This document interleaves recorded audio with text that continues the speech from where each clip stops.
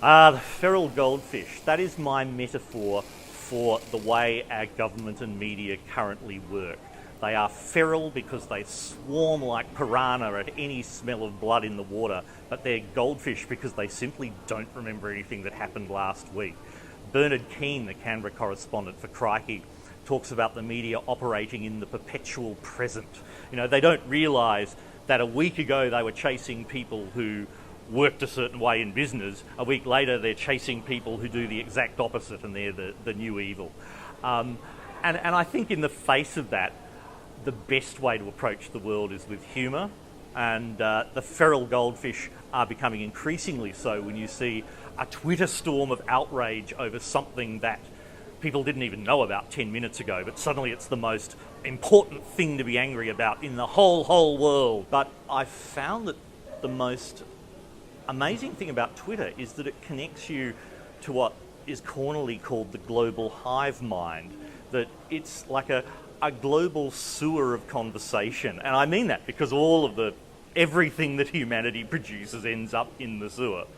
And it's all there. And you can dip into that, you can filter it, you can find the gems if you like. And if you have any questions about anything, you just dump them in that sewer or dump a comment in. The really difficult problem about digital information is that it never goes away. You know, it's just too easy to copy and replicate. And in fact, the whole point of storing data in the cloud is so that it never accidentally gets lost, that it's always replicated and available to you, which of course means it's available to other parties. At the moment, you know, we're walking fairly blindly into this digital everything online future, and I don't know how it's going to play out. I think we're at the very, very beginning of what is going to be a generational process. The biggest change that I see in the ethical and legal framework of the media is deciding what is publication. Now, it's an interesting thing at the moment that I suspect most people using social media, posting a tweet even, or a Facebook post, they don't think of themselves as publishers, and yet in fact they are. You publish anything even to an audience of one, it is an act of publication, and you are subject to defamation law and everything that goes with that.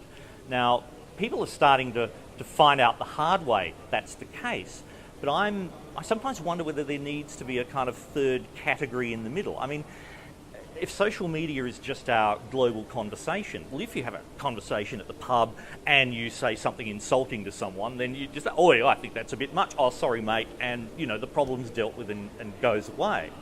Whereas the idea that a single tweet lives on in history forever and you can never take back what you said, that's kind of not how social communication works.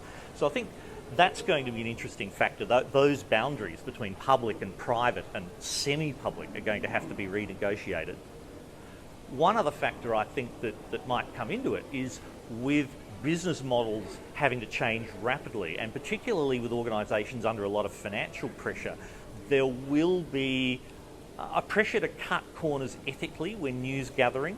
So some of the rules about invasion of privacy and what was considered public interest as opposed to just prurience, I think they're going to be renegotiated as well. Individuals have one, I think, key responsibility when consuming any information is actually thinking about whether it's true or not and whether this information is being given to you in order to manipulate you in some way. I think thanks to even media studies in high school level education these days, we have a generation or maybe two generations now of people who are a lot more savvy about when they're being marketed to rather than being presented with neutral news.